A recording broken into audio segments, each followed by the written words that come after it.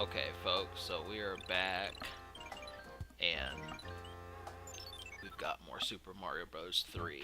Now, with this project, it's been kind of off and on. The main reason for that is because I did have some frustrations with World 8, so you're going to see what happens in this upcoming world and the completion of the game. So I did take a break from this, but, we're going to come back and everything will be in full effect. So with Mario, the thing about it is a big feature of the game is pipes, and so it was only natural that at some point we would see an entire world based on this. Not really, they're usually distinguished by green, but the thing is just going into them has always been, most people want, I think, to go in the pipes when they see them. If you're a gamer, otherwise it's just like, well, you go up and down the pipes, but uh,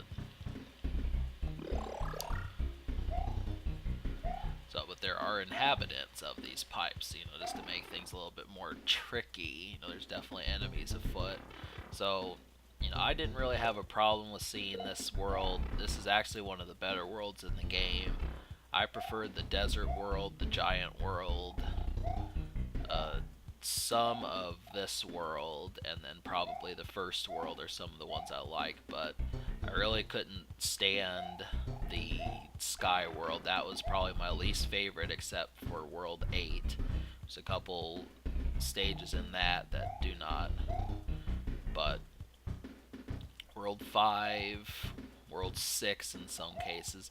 But, Nintendo did kind of start to use puzzles. That was really the thing, is you don't expect Mario to be a puzzle game, but it kind of is. Like, if you had to describe it in two genres besides a platformer, it'd probably be either adventure or puzzle. Zelda is definitely puzzle and action adventure, but, at least in the fortresses and the ghost houses, you're solving puzzles.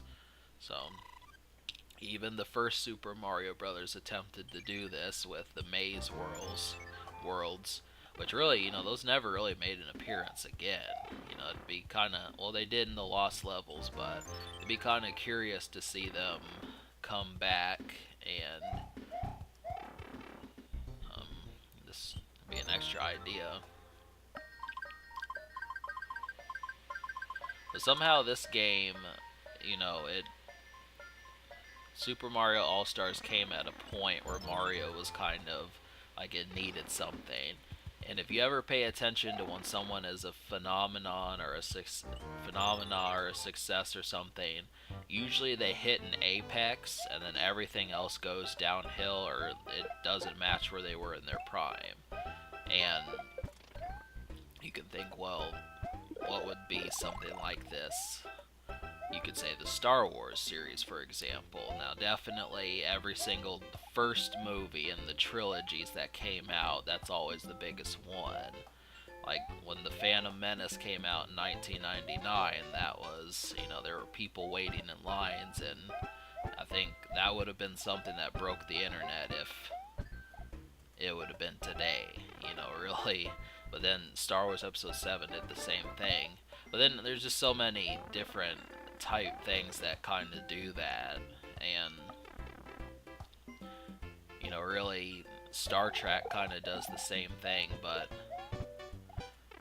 yeah, well, the purpose of this story is, once it reaches an apex, it's kind of like, well, where do you go from here? And I think Nintendo was faced with that problem with Mario. They cleverly avoided it, but it's still, there was a lull there between 91 and about 96 or so. So, this game was a placeholder. It boosted the graphics of all four of the two-dimensional Mario games, and then they added Yoshi's Island in 95, but the whole thing about it was there was Yoshi's Safari and Yoshi's Cookie and all these different games that it's like it's Mario, but it's not addictive Mario. So that was the only thing about it. I was really too young to notice. I've said numerous times that I didn't start off with Mario. Actually, if I had to sum up the games that I got for the holidays when I was 2, 3, 4, So I was 4 in 1993, holiday 1993, and I think I received this game, Super Mario All-Stars, among which 1994 I received Donkey Kong Country. So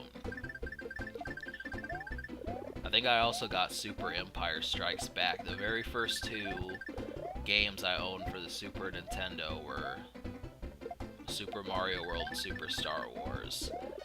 And then from there, just things got, more inviting. But I did manage to make sure I owned these games. I also, somewhere down the road, I also got Earthworm Jim, and I can't figure out why I received that, because I had no clue about, how to figure out how I found out about it, but it did happen. And so, as you notice with this series and stuff, like, the biggest thing about Mario is the shenanigans. Like, just the things that he gets into, he has antics. It's really, people kicking turtle shells and, just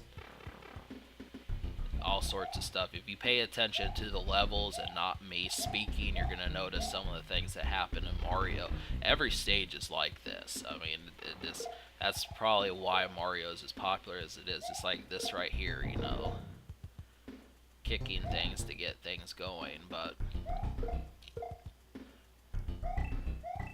I probably would, I've said this numerous times, but I do like Super Mario World more. But we really could have used a Super Mario World 2, a real sequel to this. But